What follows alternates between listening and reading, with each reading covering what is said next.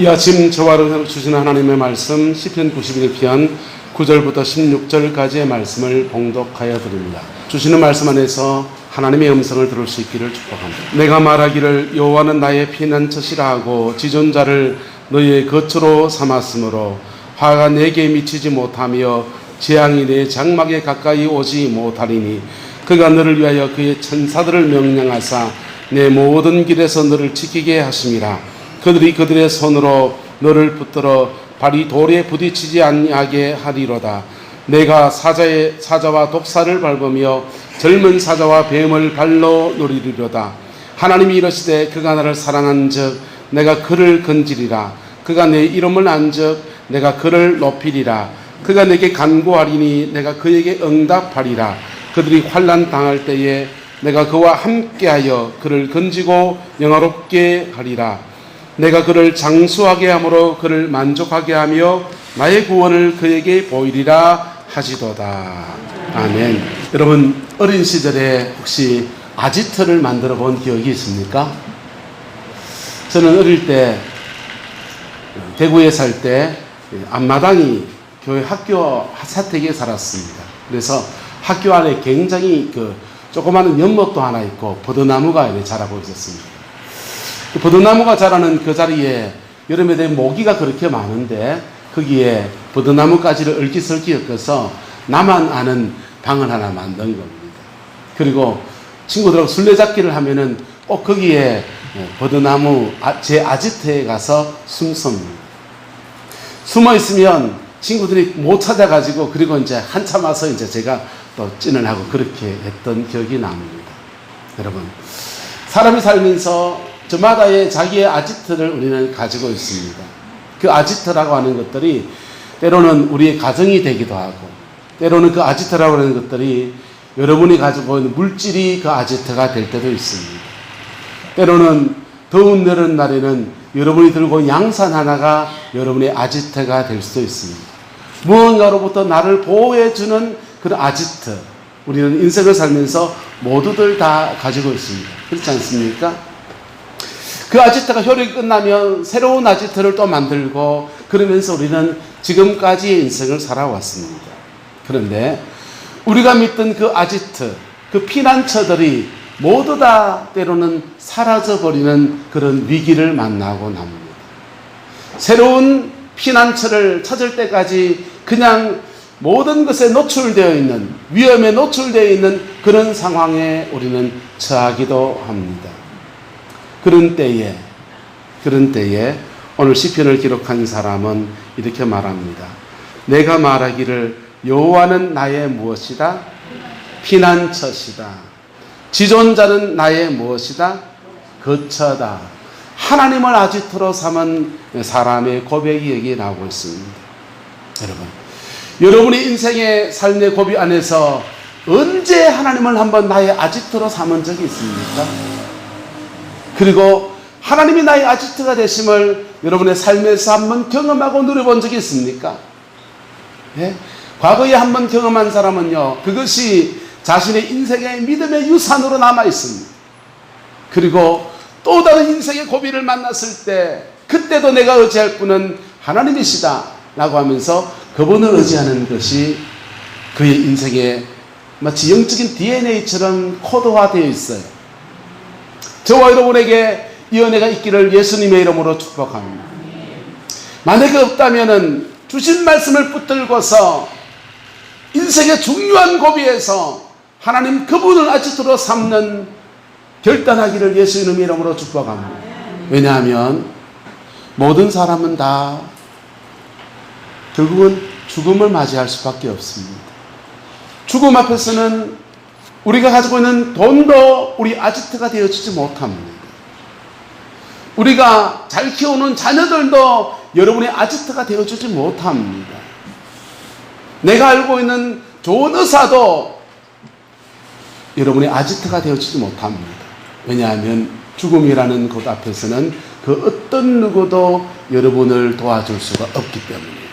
그러나 만약 죽음이 끝이라고 하면 살다가 죽으면 되지 뭐지만은 죽음이 끝이 아니지 않습니까? 죽음 이후에는 심판이 있지 않습니까? 그때에 여러분의 아지트가 되어줄 분, 바로 예수 그리스도 그분이십니다. 예수 그리스도. 예수님 그분이 우리 아지트가 되셔서 우리를 영원한 천국에 우리의 집으로 인도해 주시는 그 은혜, 그것을 이 땅을 살아가는 중에 주님을 통해서 인생의 고비를 넘어가 본 사람은요, 또 다른 어려움이 와도 그때도 뭐 주님이 도와주시겠지 믿음이 생기고요. 조금은 긴장이 되죠. 그죠?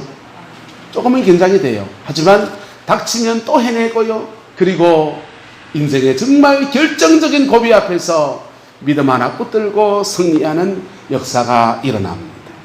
오늘 성경은 이렇게 말합니다. 네가 고백하기를 여호와가 나의 피난처시다. 지존자를 너의 거처로 삼았다. 그래서 10절의 약속의 말씀입니다.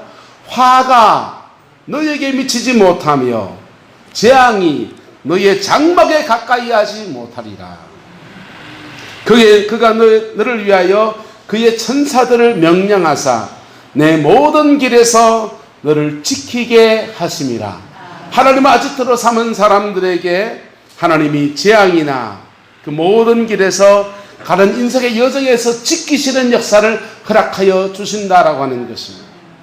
그리고 그들의 손으로 너를 붙들어 발이 돌에 부딪히지 아니하게 하리로다. 13절에서는요, 내가 사자와 독사를 뭐한다 합니까? 밟는다는 것입니다. 젊은 사자와 뱀을 발로 누르리로다. 사자와 독사를 반복해서 얘기하고 있어요. 근데 구체적으로 말하기를 젊은 사자. 여러분, 늙은 사자도 감당이 안 되는데 젊은 사자를 여러분이 어떻게 감당해냅니까?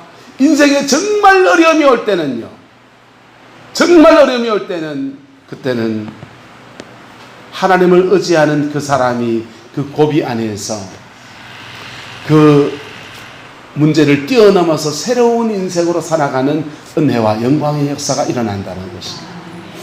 그리스도인이 이 땅을 살아가면서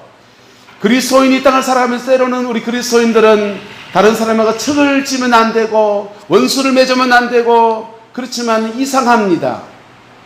그리스도인이 이 땅을 살아가다 보면 때로는 우리에게 적이 생기기도 하고, 그리고 우리의 삶의 고비 안에서 경쟁자가 일어나기도 하고, 우리 인생의 고비에서 우리 영혼을 끊임없이 괴롭히는 사단의 역사가 끊임없이 일어나고 납니다. 때로는 그 사단의 역사에 붙잡힌 사람들에 의해서 우리를 대적해 나올 때 너무너무 가슴이 아플 때도 있습니다. 그런데 하나님을 의지하는 자에게, 누구를 의지하는 자에게? 하나님을 의지하는 자에게 하나님이 당신의 하나님 되심을 보호하심으로 이렇게 나타내신다는 겁니다. 그리고 사자와 독사를 밟는다는 것입니다. 밟는다는 말은 뭡니까? 승리한다라고 하는 것이지. 그리고 그렇게 보호하시는 은총을 그렇게 허락하여 주시다가 14절부터는 보호해 줄 뿐 아니라 그 속에서 오히려 더 놀라운 열매를 맺는 역사들을 말씀해 주고 있어요. 하나님이 이르시되 그가 나를 사랑한 즉 내가 그를 뭐하리라? 사랑한 즉 금지리라고 하고, 그가 내 이름을 안 즉 그가 그를 뭐하리라? 높이리라고 하십니다. 문제 속에서 보호해 주신 것마다 너무 감사한데, 우리 문제를 만나면 아지트의 머리를 웅크리고 그 위기가 지나갈 때까지 이렇게 버티고 있지 않습니까? 그런데 거기에서 보호해 주시는 것마다 너무 감사한데 오히려 그 위기 속에서 그를 높이시는 역사를 일으키신다는 겁니다. 15절에 그가 내게 간구하리니 내가 그에게 뭐하리라? 응답하리라. 그들이 환난 당할 때에 내가 뭐한다 합니까? 함께 한대요. 여러분 환난 당해 보세요. 있던 친구도 다 도망갑니다. 세상 인심은 그렇지 않습니까? 저는 신학교 다닐 때 그때에서 친구들에게 복덕방으로 통했습니다. 교육준사들 오지랖이 넓어서 이 사람 저 사람 연결해주는 일을 많이 했기 때문에 복덕방으로 통했습니다. 자연히 친구가 많았지요. 그 많은 친구들 두고서 제가 목회의 고비에서 어려움이 함이 있었습니다. 서울에서 교회를 사임하고 대구에 와서 개척을 하고, 그리고 알았습니다. 진짜 친구는 5명밖에 없다는 것을. 그렇게 친하다고 생각했던 많은 친구들이 전화 한 통이 없는 겁니다. 저도 뭐 좀스럽게 들리기 보이기 싫어서 전화 안 하고, 지들도 전화 안 하고, 그게 한 6개월을 지나갔습니다. 그거 지나고 나니까 에이 뭐 내가 좀스럽게 있을 필요가 없다, 내가 좀팽이도 아니고, 그래서 제가 먼저 전화를 했어요. 그리고 모든 우정의 관계를 다시 회복을 했었습니다. 하지만 마음속에 이렇게 그리는 게 있어요. 아, 진짜 친구는 이렇게 환난을 한번 당해보니까 환난 중에 진짜 나와 함께 해주는 사람은 그렇게 많지 않더라. 긴 병에 뭐가 없다? 효자 없다. 여러분이 만약에 긴 병에 들면 짧은 병에는 부모님 와서 금방 간호하시고 섬기고 수고하고 애쓰는데, 너무 긴 병에 들고 막 치매에 걸리서 어려움에 닥치면 효자가 없을 수도 있다. 가까운 가족조차도 그 환난 중에 함께하지 않을 수 있다 라고 하는 것이죠. 그런데 환난 당할 때에 내가 누구와 함께하며 하나님이 여러분과 함께하는 은혜가 있게 되기를 예수님의 이름으로 축복합니다. 왜? 무엇했기 때문에? 이 사람이 하나님을 나의 모로 삼았기 때문에, 피난처로 삼았기 때문에, 나의 피난처로 주님을 삼았기 때문에 하나님이 그와 그 위기 상황 안에서 함께 하신다는 것입니다. 그리고 그를 마시고 건지시고 뭐하게 하신다? 영화롭게 하신대요. 보호해 줄 뿐 아니라 건져내셔서 영화롭게 하시는 은혜를 베푸신다는 겁니다. 내가 그를 뭐하게 하여, 16절에는요, 장수하게 하여 그를 뭐하게 하고 만족하게 하고 나의 구원을 그에게 보여줄 것이다, 이렇게 말하고 있습니다. 구약 성경에 한나라는 여인이 있습니다. 그리고 이 한나라는 여인은 안타깝게도 자녀를 낳지 못하는 여인이었습니다. 자녀를 낳지 못하니까 가정에서 대가 끊길 것을 우려하여서 처벌드립니다. 번인나라는 여성을 들여서 여인을 통해서 아이를 낳습니다. 그리고 그것까지도 한나가 모든 것을 감내해 내었습니다. 상황이 흘러가는 대로 자신의 처지에서 처벌드리는 것을 허락을 하고, 그리고 아이를 낳았습니다. 이제 남은 인생 그냥 자기만 잘 가꾸면서 인생을 살면 되는 걸로 알았습니다. 그런데 번인나가 아들을 낳고 난 뒤에 한나를 구박합니다. 심지어 아마 심한 악다구들을 했을 것 같아요.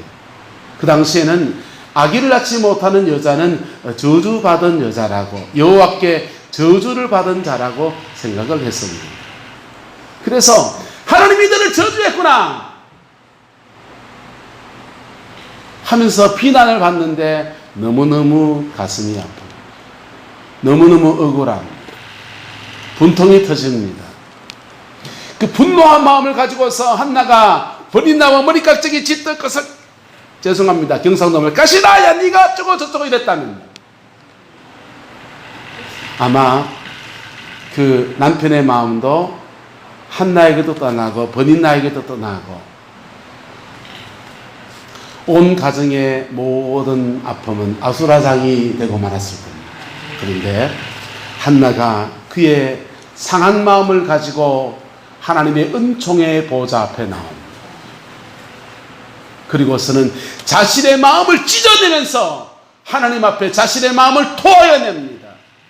한나는 자식을 기대한 게 아니에요. 그냥 그의 억울한 마음을, 아픈 마음을 하나님 앞에 토하여내는 거예요. 하나님, 내가 내 마음을 의탁할 곳이 없습니다. 내가 내 마음을 의지할 곳이 없습니다. 그의 원통한 마음을 하나님께 토하여낼 때 하나님이 위로해 주셨더라. 그래, 시대가 그렇지, 네가 상황이 그런 거 내가 이해한다. 보듬어 주시고 안아 주셨더라. 그리고서는 야 그래 어쩌냐, 아는 그가 났는데 그래 좀 가서 그래 살다가 그만 천당에 잘 오면 내가 잘 맞아줄 거마. 그렇게 하셨습니까? 하나님의 지키심과 피난처가 되신 우리 하나님은 단순하게 보호하시는 분만이 아니신 것입니다.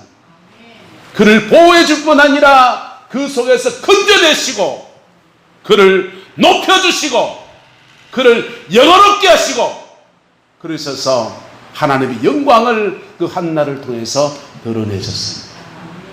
이스라엘 역사에서 위대한 지도자, 가장 위대한 지도자 중에 한 명인 사무엘이 그의 태에서 그의 원통함을 토하는 그의 피난처 되신 주님을 고백하는 그 중심에서 태어나게 하시고 그 아이를 통해서 이스라엘을 구원해내고 다윗의 왕가를 열어가는 고비에서 중요하게 쓰임받는 은총의 역사를 그 한나를 통해서 허락해 주었습니다.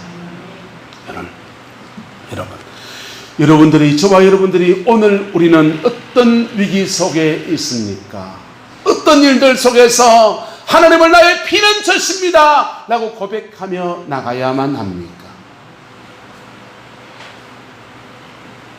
그 위기 속에서 때로는 여러분이 가지고 있는 남은 힘을 쥐어 짜내가지고 땅 팔고 눈 팔고 집 팔아서 은행에 가서 돈을 끌어내서 그걸로 가지고 뭘 해결하려 합니까? 인생의 중요한 고비에서 자녀들이 막 때로는 경쟁하는 것을 보면서 마음이 너무 아파합니까? 육신의 질고 가운데서 이거 어떻게 하면 고칠 수 있을까? 이 병원 저 병원 찾아다니고 있습니까? 코로나 위기 속에서 갈팡질팡하고 있습니까? 여러분, 그 속에 하나님을 의지하는 그 계기로 삼을 수 있기를 예수님의 이름으로 축복합니다. 그 위기들을 하나님을 의지하는 계기로 삼으면 하나님은 당신의 옷깃으로 우리를 또 보호하여 주는 은혜를 베풀어 주시고 거기에서 새로운 돌파구를 만들어 내십니다. 그리고 그 고비를 지나가면서 오히려 그를 연단하시는 것들을 깨닫게 됩니다.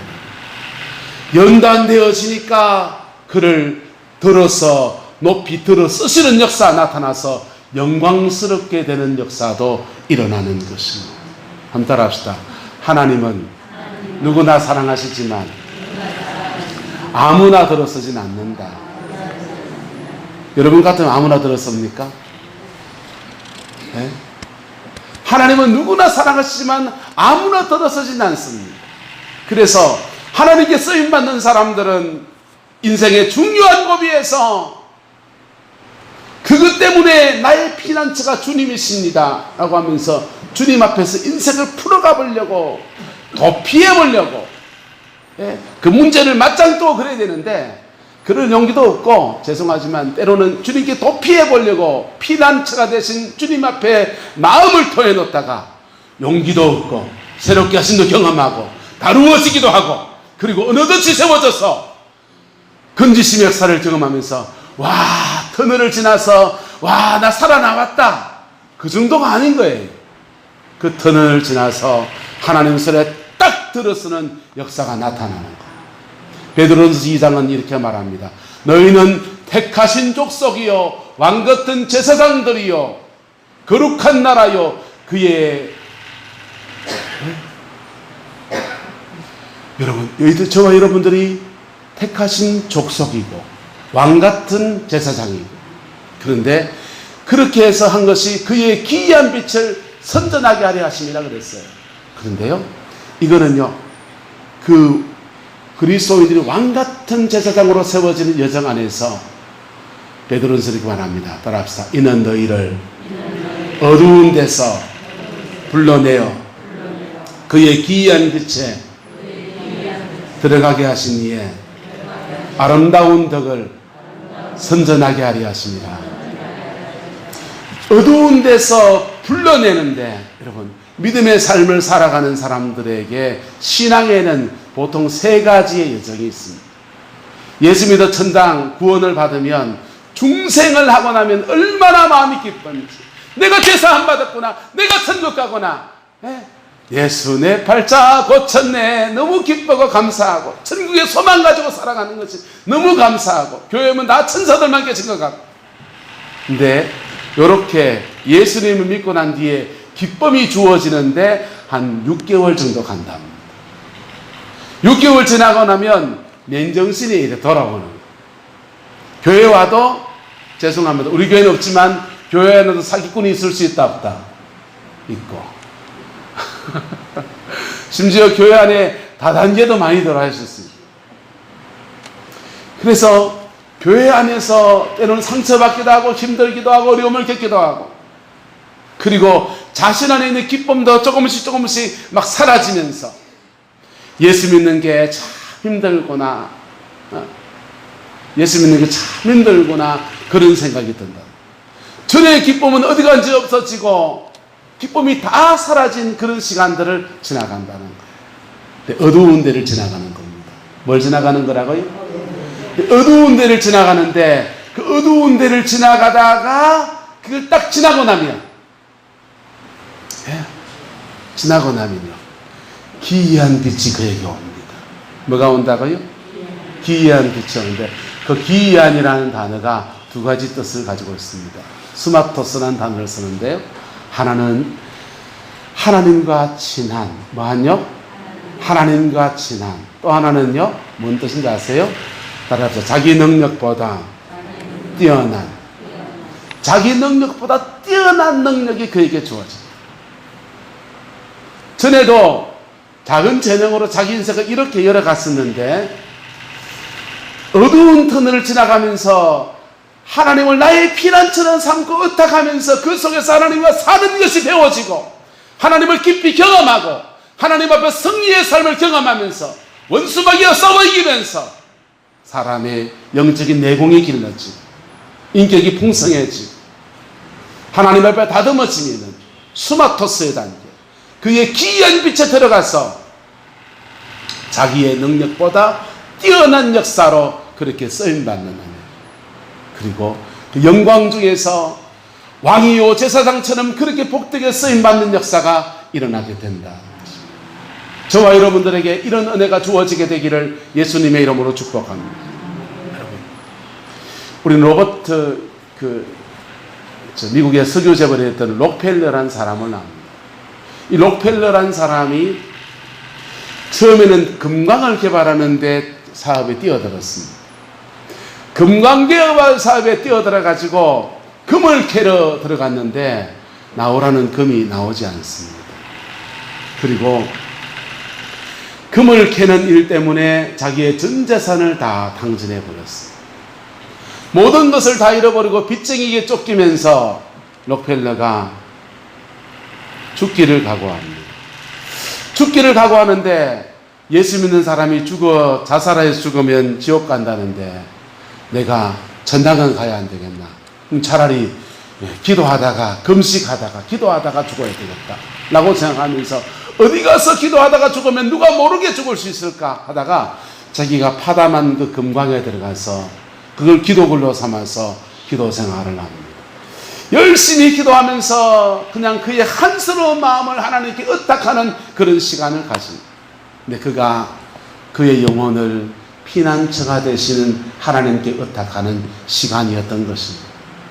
그 기도의 시간이 지나고 난 뒤에 갑자기 마음속에서 기쁨이 오고서 평강이 오면서, 그리고 주님의 음성이 들립니다. 조금만 더 팔아. 그래가지고는요, 죽으려고 들어갔던 분이 그 굴에서 나와가지고는요, 채굴업자를 찾아가서 부탁을 합니다. 조금만 더 파주게. 아니, 지금까지 파다가만 그 빚이나 갚고 얘기해라. 아니, 조금만 더 파주게. 하도 간청을 하니까 채굴업자가 조금만 더 파주기로 합니다.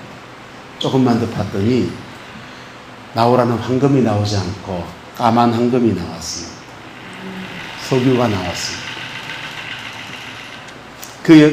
이 록펠러가 그의 수마토스의 단계에 나아가는 여정이었던 것. 하나님을 피난처로 삼은 사람들에게 이상합니다. 하나님은 그 피난처 속에서 바로 응답하셔서 보호해 주시고 내 갈 길을 열어주시고 내 걸음을 인도해 주시고 얼마나 좋겠습니까? 그래 안 하실 때가 많습니다. 내 뜻대로 움직여주지 않을 때도 많습니다. 그런데 하나님은 왜 그렇게 하시는가? 따라가 내 생각보다 더 크신 하나님,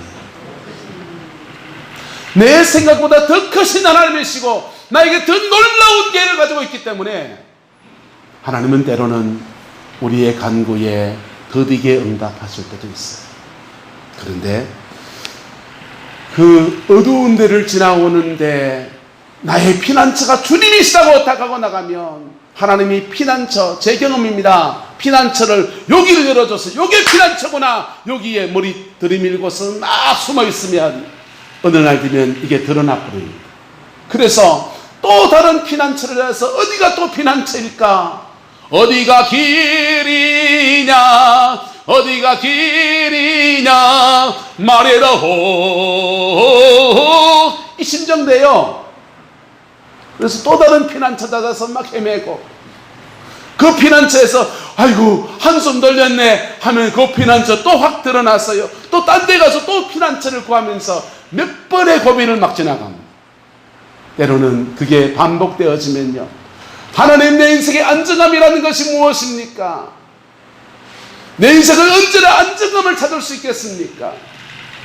하면서 때로는 낙심하기도 하고 지치기도 합니다. 근데요, 이게요, 참 이게 무서워요. 닥친 상황이니까 헤쳐가야 되잖아요. 맞습니까? 안 맞습니까? 내게 닥친 상황이니까 헤쳐가야 되는, 그걸 헤쳐가다 보면 이상합니다. 한 곱이 넘어가면서 또 한 곱이 넘어가면서 믿음의 모타리가 커집니다. 신앙의 영적인 그 파워가 세집니다. 점점 더 하나님 앞에 다루어지고 만들어지는 은총의 역사가 이루어집니다. 그리고는 하나님이 그를 건져 주시고 보호해 주실 뿐 아니라 내가 그를 높이리라. 내가 그를 뭐하리라? 높이리라. 베드로 사도는 말합니다. 하나님의 능하신 손 안에서 겸손하라. 때가 되면 너희를 높이시리라. 때가 되면 높이실 때까지 우리는 이 피난처 저 피난처, 때로는 이 길 막히면 저 길 열리고 저 길 막히면 이 길 열리고, 때로는 낙심하기도. 선교사로 간 저랑 가장 친한 친구가 있는데 그 친구가 그래요. 선교제에 있으면서 한 번도 기울어진 운동장, 여러분 줄당기기 할 때 줄당기기 밑에서 아래쪽에 당기기 쉽습니까? 위에서 당기기 쉽습니까? 아래쪽에서 당기기 쉽잖아요. 마치 줄당기기를 한다면 기울어진 운동장에서 저 위에서 그냥 낑낑거리면서 그런 여정 같은, 하나님 도대체 한 번도 선교다운 선교를 해낼 만큼 그런 상황이 확 열려진 데서 사역한 적이 없다는 것. 그래서 서로 피식 웃었습니다. 기울어진 운동장, 인생에서 기울어진 운동장에 처해 있는 사람들은요, 성경에 널려 있습니다. 무수히 많은 사람들이 기울어진 운동장 속에 살았습니다. 그런데 세상이 보기엔 기울어진 운동장인데, 그때 그의 피난처를 누구라고 고백할 때, 하나님이라고 고백할 때, 그 믿음 가지고 나갔을 때 그 기울어진 운동장에서도 하나님이 생명이라도 붙어있게 하시더라. 그 보호를 말하는 거예요. 그 기울어진 운동장에서 오히려 놀라운 승리를 끌어내시는 분이 우리 하나님이십니다. 요셉이 그랬고 다윗이 그랬고 한나가 그렇게 했고 예수 그리스도가 그렇게 하셨습니다. 십자가를 지기까지 완전히 기울어진 운동장에서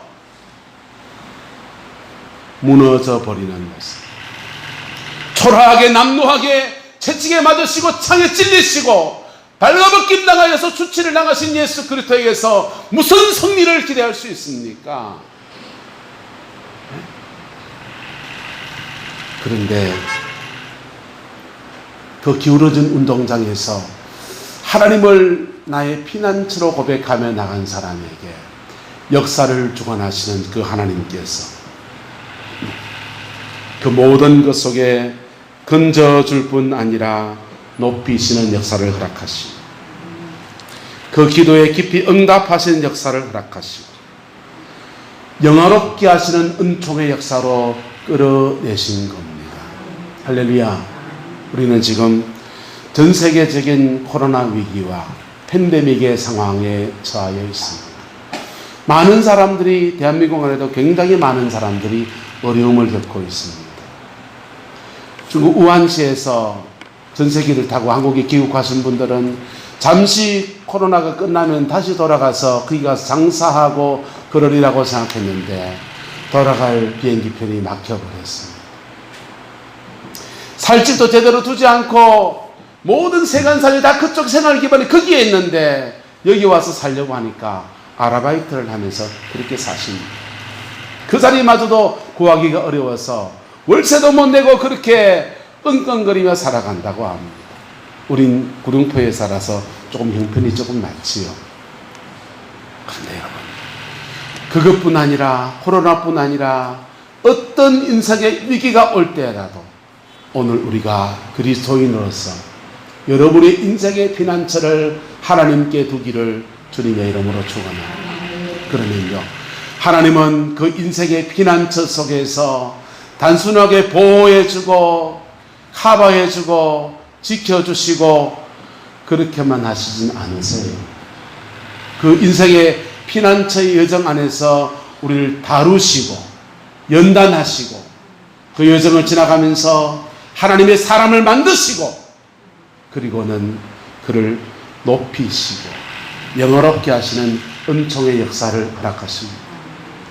구약시대에 다윗 왕이 하나님을 그의 피난처로 삼았습니다.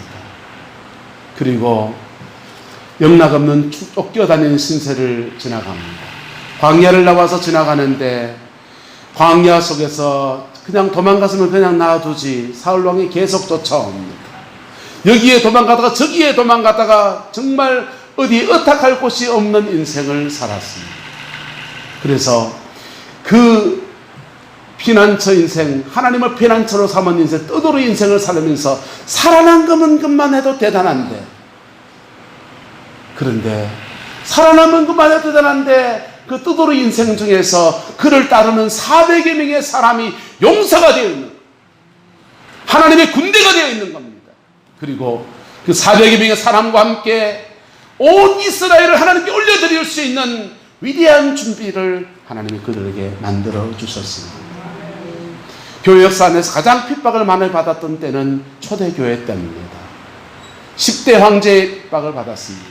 로마의 황제가 핍박하면서 사자굴에 던져지기도 하고 정상적인 직업생활을 할 수 없고 너무나 큰 어려움들을 겪었습니다.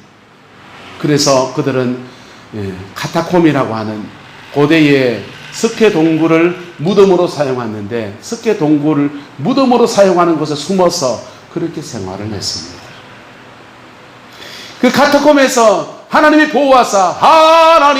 보호하사 내 생명 살았네 이렇게 해도 감사할 텐데 하나님이 보호해 줄 뿐 아니라 그 속에서 하나님의 사람으로 깊이 준비되어졌습니다. 그리고는 10대 황제의 핍박이 지나고 난 뒤에 분연히 일어서서 그들은 전 로마를 복음화하고 핍박했던 그 나라를 복음화시켜서 기독교를 국교로 만들 로마의 모든 땅에다가 복음을 풀어넣는 하나님의 통로로 그렇게 쓰임받았습니다. 여러분, 우리는 인생의 여러 가지 위기를 만납니다. 그 위기들 속에서 죽음의 위기를 만나기 전에 하나님을 경험하는 연습의 시간으로 삼을 수 있기를 축복합니다. 네? 오늘 성경에 보면요, 그가 내 이름을 안적이라고 했는데요, 이름을 알다라는 단어를 히브리어는 야다라는 단어를 사용합니다. 헬라어로 가면 기노스코라는 단어를 사용합니다. 이것은 그냥 머리로 아는 것을 말하지 않아요. 그분을 경험해서 아는 것, 신랑의 신부를 아는 것과 같이 그분을 만나보고 그분을 경험해보고 제 사함을 실제로 받아보고 원수와 싸우면서 영적 전쟁을 해보고 경험되어진 지식을 야다, 안다라는 단어를 사용하는 것이죠. 봄철에 실내 운동장에 가서 운동을 할 수 없어서 산을 다녔더랬습니다. 산을 이렇게 다니다 보니까 누군가 나무를 뜯고 있습니다. 나무를 뜯는 아줌마에 따라서 치나무를 알았습니다. 그래서 치나무를 열심히 뜯었습니다. 그런데 치나무를 뜯으면서 산속을 막 헤매다 보니까 정말 명이나무라고 똑같이 생긴 게 있는 겁니다. 명이나무로 너무 똑같이 생긴 게 있는 겁니다. 그래가지고는요, 그거를 이게 먹는 건지 안 먹는 건지 궁금한 겁니다. 먹는 거라 하면 어떡하고, 어떡하 먹으려고. 명이가 귀하잖아요. 그래서 그걸 뜯어와가지고는 인터넷에 검색을 해보니까 산마늘이라고 나와요. 산마늘이라는 거 참, 은방울꽃이라고 나옵니다. 그래서 안종문 권사님한테 은방울꽃을 본 적이 있습니까? 라고 물으니까 안 권사님은 은방울꽃이 뭔지 모르시더라고요. 근데 신문을 뜯어온 걸 가지고서 권사님을 딱 보여주니까 뭐라고 하시냐 하면은 참 처음 들어봤습니다. 그걸 보고 서울연간 병마개라 하대요.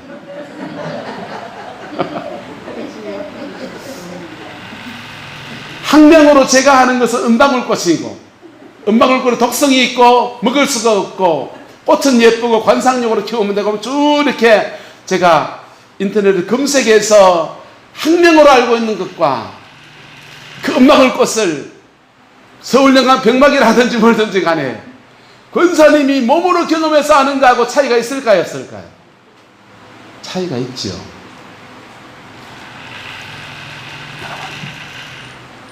우리가 알고 있는 지식은 학교 교육이나 이런 모든 지식이 대부분 머리로 알고 있으면 된다고 생각합니다.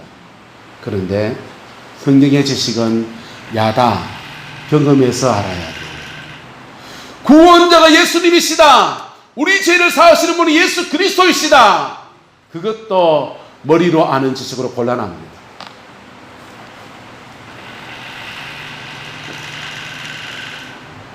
그분을 여러분의 영혼으로 경험해야 합니다.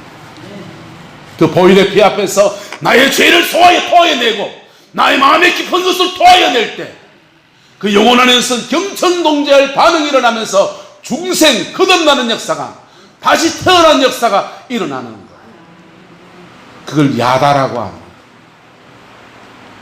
많은 사람들이 진짜 그리스도인이 되는 여정에 바로 인생의 고난의 시기에 의지할 데 없어서, 마음 둘 데 없어서, 믿는 사람 다 떨어져가고 돈도 없고, 그래서 나의 피난처가 주님이 되어줄란가, 하나님이 나의 피난처가 되어줄란가 하면서 그냥 내 말 누가 들어줄 사람이 없으니까 아버지 앞에 나와서 주님, 내 사연은 이렇습니다. 내 마음은 이렇습니다. 내 인생은 이렇습니다. 내 소원을 누가 들어줄 자가 없나이다. 나의 절망 속에서 당신밖에 말할 사람이 없어서 주님 앞에 말합니다. 응답을 기대하는 것도 아니고 그냥 자기 속에 있는 얘기를 하다가 그분을 경험합니다. 그리고 그분의 위로를 받습니다. 그분이 있는 성령의 은사도 받기도 합니다. 그런데요, 그렇게 은혜를 받으면 그분은요, 그 하나님은 우리를 그렇게 은혜 받게 해서 구원하셔서 보호해 주시고 지켜줄게, 싸고 돌아줄게, 그렇게만 하시는 분이 아니시고 그 속에서 오히려 우리를 높이시는 여정을 가는 거예요. 여러분, 저와 여러분의 남은 인생 안에 이 은혜가 풀어지게 되기를 예수님의 이름으로 축복합니다. 여러분의 자녀들의 인생 속에서 그들도 지금 어려움을 겪고 있을 겁니다. 외국에 있는 사람 외국에 있는 대로 어려움을 겪고 있고요, 타지에 있는 사람 타지에 있는 대로, 대한민국 전체 전 세계에서 지금 어려움을 겪지 않고 있는 사람이 어디가 있습니까? 다 어렵습니다. 그런데 그 어려운 중에 예수 붙들고 승리하는 것들을 배워가는 여정으로 여러분 중보 기도하시길 축복합니다. 또한 여러분들도 이 고비에서 하나님께 내 어려움을 주께 토하여내면서 믿음 안에서 극복해가는 것을 배워내시기를 축원합니다. 그걸 배워내면요, 여러분 이 찬송은 한 적에 부르게 됩니다. 한번 부를까요? 무슨 일을 만나든지 만사형통하리라. 무슨 일을 만나든지 만사형통하리라. 아무 일도 없는 건 아니에요. 탄탄대로를 그냥 가는 것도 아니에요. 그런데 무슨 일을 만나든지 믿음으로 사는 자는 그 믿음 안에서 하나님이 때로는 지혜를 주시기도 하고, 하나님이 때로는 사람을 붙여주셔서 뛰어넘기도 하시고, 하나님이 때로는 그 문제를 영적으로 돌파해내는 은혜를 주셔서 그 속에서 높이시고 영화롭게 하시고, 그를 통해서 하나님의 영광을 나타내시는 은총의 역사를 허락하여 주시는 것, 여러분의 인생이 되기를 주님의 이름으로 축원합니다. 이걸 자신의 인생으로 배워내지 못한 사람들 중에서요, 때로는 죽음 앞에 닥쳤을 때 본인이 헷갈려해요. 천당이 있나? 나 죽으면 천당 갈 수 있겠나? 본인이 헷갈려해요. 왜요? 하나님을 경험해 보지 않아서. 구원은 요한복음 17장은 말합니다. 따라서 영생은 유일하신 참 하나님과 그가 보내신 자 예수 그리스도를 아는 것입니다. 여기 안다라는 단어도 기노스코, 경험해서 아는 걸 말해요. 그분을 경험해서 아는 사람, 그게 영생이래요. 인생을 살면서 하나님하고 승부 걸어서 하나님 앞에서 열매를 받아본 적도 없고, 하나님을 위해서 인생의 고비도 넘어가 본 적도 없고, 하나님을 경험해서 아는 것도 없으니까 죽음 앞에서 불안해지는 거예요. 여러분, 우리는 지금 믿음을 진짜 믿음이냐 가짜 믿음이냐 시험하는 시험대 위에 우리는 서 있습니다. 코로나 사태가 어떻게 뻗어갈지, 2차 유행이 또 어떻게 올지 우리는 몰라요. 하지만 믿음으로 사는 자는 무슨 일을 만나든지 믿음 안에서 형통의 길을 열어내는 것입니다. 그 복의 길을 예수님의 이름으로 축복합니다. 기도하겠습니다. 좋아하신 아버지 하나님, 오늘도 주의 말씀 앞에 우리가 섭니다. 우리의 피난처가 되신 주님을 찬양하고, 피난처가 되신 우리 주님께서 우리를 새로운 피난처들로 안내해 주시기도 인도해 주시기도 아버지 앞에 간청합니다.